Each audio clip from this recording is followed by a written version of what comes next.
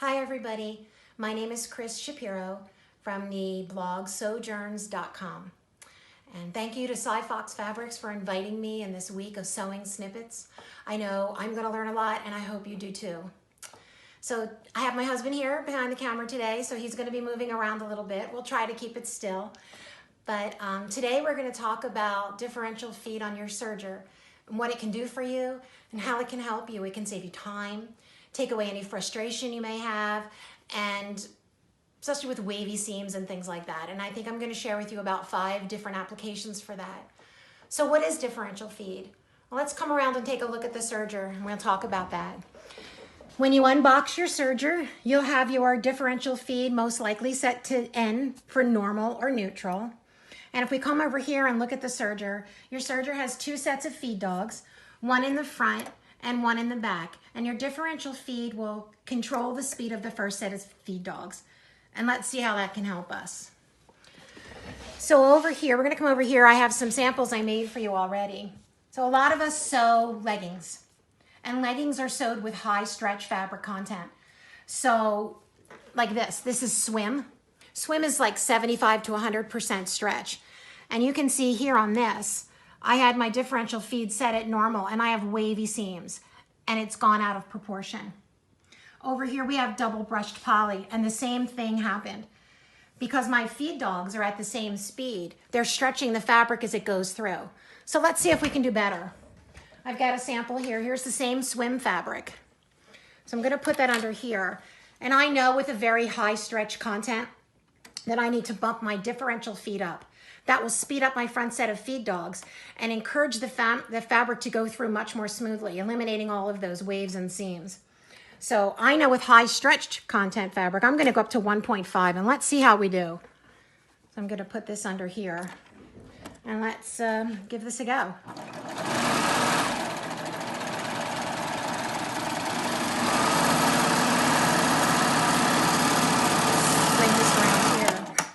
Already here you can see the difference. Let's come over here. Look how much straighter my seam is. It's not wavy or out of proportion. So that is a super great benefit for differential feed. So when you are cutting out your pattern, save those scraps and you'll use them to adjust your tensions on your fabric. But also you can play with your differential feed and find out which setting for you that you need. Some you only may need 1.3.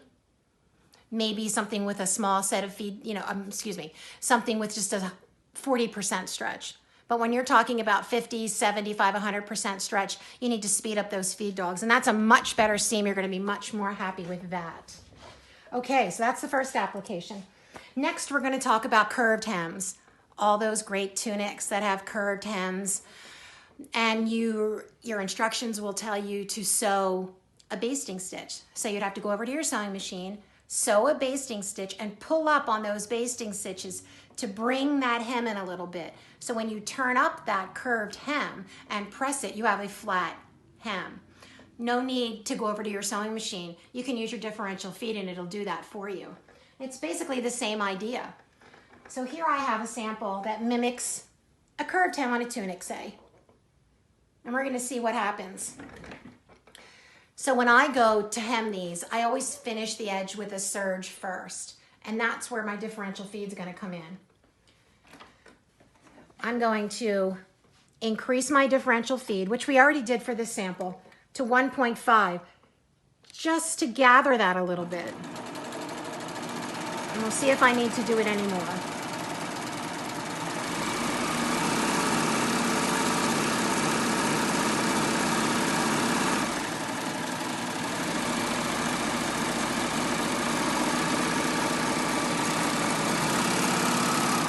To prepare for my hem. So let me come over here and put this down.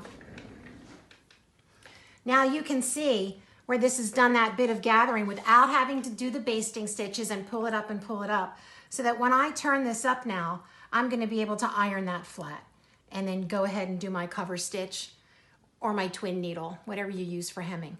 Saves you so much time when you don't have to go over to your sewing machine. Okay, it works the same way for a pocket, and here I've already done this. So this is the pocket you might see on loungers or joggers. And the instructions or tutorial will tell you to go over and run a basting stitch again so you can pull those up and gather that rounded part of the pocket, this rounded part of the pocket, so that you can turn it over and be able to hem that, because there's going to be more fabric at this top of it. So here's a sample I've already done, and you can see that that just easily wants to turn over, and that's going to be very easy to iron flat. But here's one here I'll do. So this is the edge that they want me to finish and turn and hem. So I'm going to start with my differential feet on normal because I've got a straight line until I get here. As I come closer and closer to this curve, I'm going to be upping my differential feet till I can get the gather that I need. So let's try that. I'm approaching that curve here, so I'm going to bump this up a little bit. And now I'm really getting into it, so I'm going to bump it up again. I'm going to bring that around. I might even shorten my stitch length a little as I get to that curve. And now I'm going to bring it back down as I'm, again, working on a straight seam.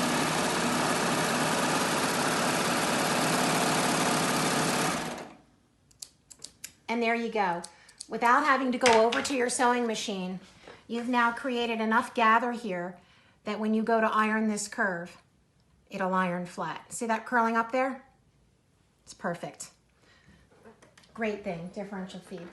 Conversely, with your differential feed, and I don't have a sample here right now, but when you're working on woven fabrics, really light woven fabrics like rayon, a silky polyester, chiffon, you might notice when you serge those, they buckle and they pucker.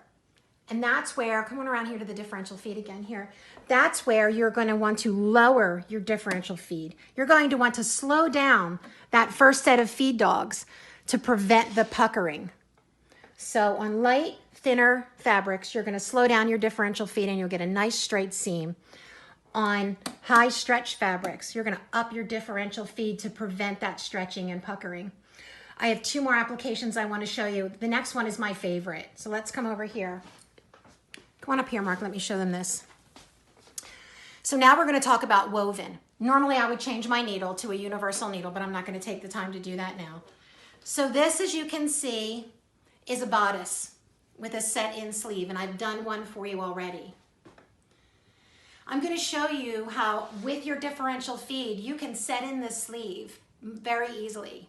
If you were doing a knit set-in sleeve, it's a little easier to manipulate that sleeve in order to fit in the extra fabric.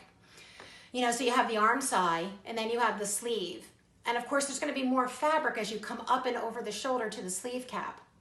Well, your differential feed, and oftentimes you'll see in the tutorial, there might be little circles on the pattern and it'll say run a gathering stitch from this circle to this circle. It usually runs from about here to this side. And gather that a little bit because there's going to be extra fabric in order to fit that in nicely. But there's no need to do that when you have a serger with differential feed. So here I've got this already pinned in. So here is my sleeve here.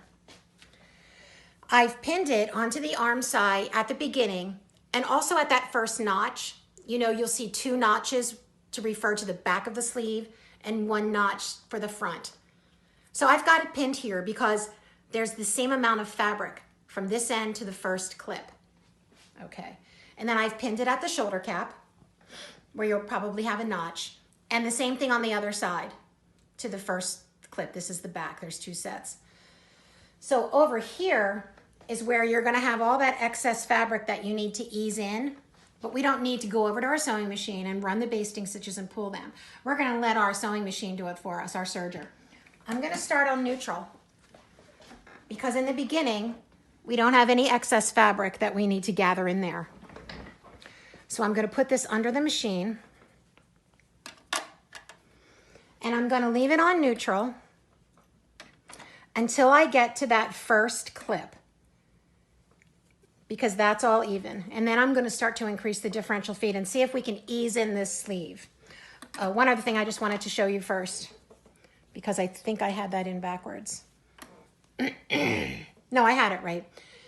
You want to have the actual sleeve, not the bodice, down against the feed dogs. So whatever fabric needs to be eased in, wherever there's excess fabric, that's the part that goes against your feed dog. So that would be the sleeve. Okay, let's try that again. So we're lining this up. There we go. We're gonna put this under here. And we're starting with our differential feed on normal. I've got a 4-thread overlock, and I'm gonna just sew that until we get to this first clip. So now we're at the first notch pretty much. Just gonna go a little bit further. I'm gonna take this out. And now we need to start easing all this fabric in. I'm gonna come over here. I'm gonna increase my differential feed to 1.3 as we approach that sleeve cap. As we get even closer, I'm gonna bump it up a little bit more. So let's see what we've got here. I've got to get all of that fabric into here without gathering.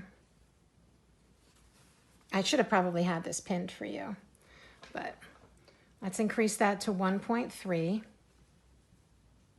and see if we can gather this excess fabric in here.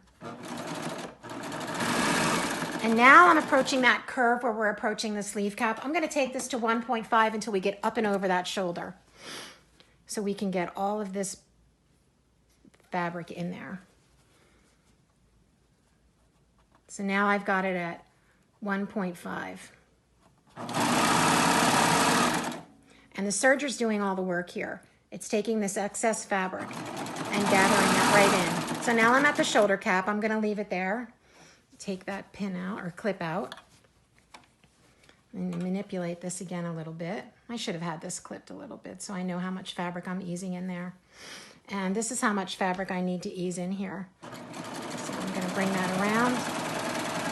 And now I'm up and over that second shoulder cap. So I'm gonna cut down to 1.3 where there's a little less fabric that needs to be eased in. And I'm gonna let my serger take care of that too. And I'm getting close to that clip. So now I'm gonna come back to normal and I'm gonna finish this sleeve. Let's see what we have.